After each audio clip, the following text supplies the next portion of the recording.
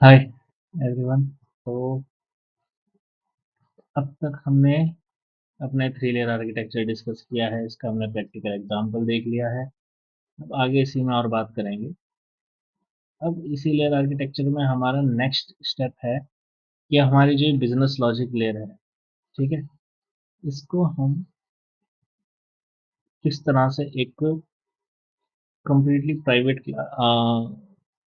एक ऐसी क्लास में कन्वर्ट कर सके जिसके कि फंक्शंस इस बिजनेस लॉजिक के बाहर एक्सेसिबल ना हो।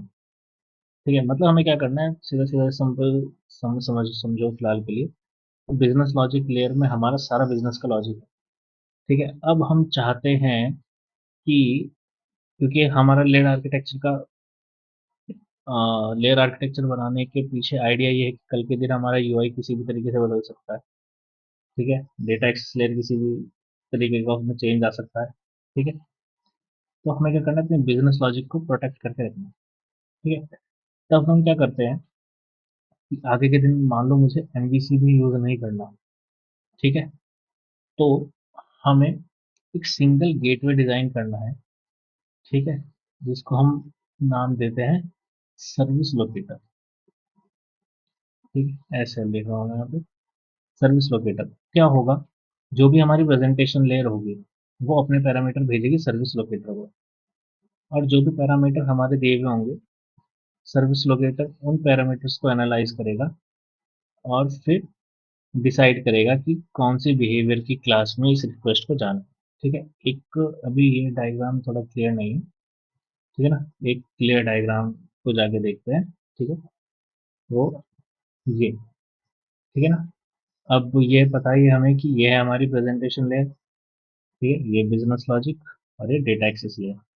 ठीक है, जो पहली लेयर है इसके लिए लिख भी देते हैं हम। ठीक है, यहाँ पे साइज थोड़ा बढ़ा देते हैं फॉन्ट का। ठीक है, यहाँ लिखेंगे हम। अरे यार, साइज बढ़ा देते हैं और यहाँ हम लिखने जाएंगे प्रेजेंटेशन लेयर। ठीक है, ये हमारी प्रेजेंटेशन लेयर है। ठीक है, अब इस प्रेजेंटेशन लेयर और इस बिजनेस लॉजिक लेयर के बीच में हमने ऐड किया है सर्विस लोकेटर। ठीक है, अब जैसा हमने पिछले एग्जांपल में डिस्कस किया था कि एम्प्लॉय बिहेवियर भी है और स्टूडेंट बिहेवियर भी है। अब बिजनेस लॉजिक का हमें पता है कि ये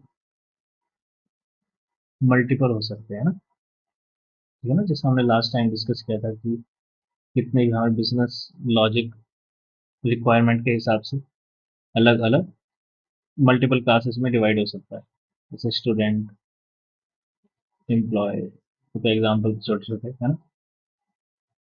अब हम यहाँ पे ये अचीव करना चाह रहे हैं कि इन सब अलग अलग जो हमारे ये बिजनेस लॉजिक की क्लासेस हैं, ठीक है, इन सब के जो हमारे फंक्शंस होंगे या मेथड होंगे वो एक सिंगल गेटवे या फिर एक सिंगल हमारी क्लास के थ्रू कॉल हो। मतलब हो सकता है हमारे यहाँ जो एमवीसी है, प्रेजेंटेशन लेयर है, कई सारे मॉडल हैं। ठीक है, एक दो तीन चार पाँच। ठीक है, ये हमारे पास है, ये पांचों अपने रिक्वेस्ट पैरामीटर भेजेंगे सर्विस लोकेटर को। ठीक है, और ये सर्विस लोकेटर उन रिक्वेस्ट पैरामीटर को एनालाइज करेगा और फिर डिसाइड करेगा कि कौन सी रिक्वेस्ट किस बिहेवियर के फंक्शन को जानी है। ठीक है ना, तो अब ये हमें प्रैक्टिकली अचीव करना है, और इसको अचीव करने के लिए हम एब्स्ट्रैक्ट क्लास का यूज करेंगे।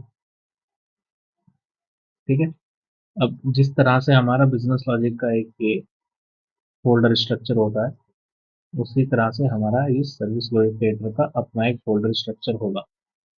तो जो हमारी नेक्स्ट वीडियो होगी उसमें हम उसी फोल्डर स्ट्रक्चर को डिस्कस करेंगे। तो उसको शुरू करने से पहले जो हमारा अभी तक का 3 लेयर आर्किटेक्चर है, ये फोल्डर स्ट्रक्चर जो है रिक्वेस्ट रिस्पॉन्स से कैसे काम कर रहा है डेल में, बिजनेस लॉजिक में, ये पूरी तरह क्लियर होना चाहिए। ठीक है, तब भी हम जो ले सर्विस लोकेटर का जो हमारा फोल्डर स्ट्रक्चर है वो किस तरह से हमारी प्रेजेंटेशन लेयर और बिजनेस लॉजिक लेयर को जोड़ता है, तभी हम समझ पाएंगे। ठीक है, तो आई होप इतना क्लियर हुआ होगा। ये अभी सिर्फ थ्योरी है, मतलब थ्योरी भी क्या, बस एक इंट्रोडक्शन था। सर्विस लोकेटर नाम की चीज हम डिस्कस करने जा रहे हैं उसके लिए। ठीक है, तो अभी नेक्स्ट वीडियो में हम इसका प्रैक्टिकल इम्प्लीमेंटेशन देखेंगे, और वो वीडियो थोड़ी सी कॉम्प्लेक्स होगी, थोड़ी बड़ी भी होगी, तो उसमें थोड़ा पेशेंस के साथ बैठना है। ठीक है, बाकी अभी की इस वीडियो के लिए इतना ही। ठीक है, तो प्लीज़ लाइक शेयर सब्सक्राइब। ठीक है, अभी वीडियो खत्म करते हैं। Thank you.